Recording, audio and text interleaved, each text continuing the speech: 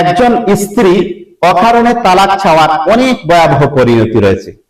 আর তা হচ্ছে এই, ইসলাম স্বামী স্ত্রীর সম্পর্ককে অত্যন্ত পবিত্র ও সম্মানজনক বন্ধন হিসেবে বিবেচনা করেছে।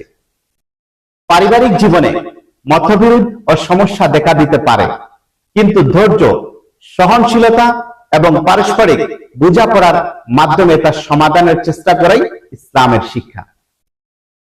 তাই শরীয়ত সম্মত কোনো কারণ ছাড়া শুধুমাত্র খেয়াল খুশি বা সাময়িক রাগের বশবর্তী হয়ে তালাক কামনা করা গুরুতর অপরাধমূলক বিষয়। নবী সাল্লাল্লাহু আলাইহি ওয়াসাল্লাম এক হাদিসের মধ্যে ইরশাদ করেছেন, যদি কোনো মহিলা অহেতুক তার স্বামীর নিকট তালাক চায় তবে তার জন্য জান্নাতের সুগন্ধ হারাম হয়ে যায়। সুনানে আবু দাউদ। আলোচ্য হাদিস থেকে আমাদের জন্য অনেকগুলি শিক্ষা রয়েছে।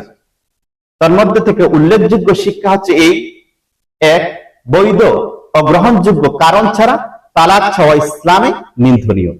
দুই, দাম্পত্য জীবনে ধৈর্য, ক্ষমা ও সমঝোতার মনোভাব বজায় রাখা উচিত। তিন, পারিবারিক সমস্যার সমাধানে প্রথমে আলোচনা, উপদেশ, সংশোধনের পথ অবলম্বন করা প্রয়োজন।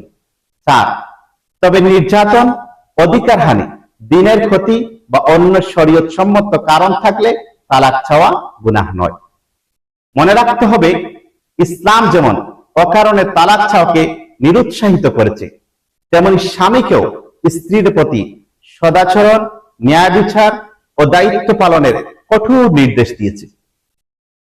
আল্লাহ তাআলা আমাদের পরিবারগুলোকে শান্তি, ভালোবাসা ও পারস্পরিক শ্রদ্ধায় পরিপূর্ণ রাখুন এবং ইসলামের বিধান অনুযায়ী জীবন পরিচালনা করার তৌফিক দান করুন।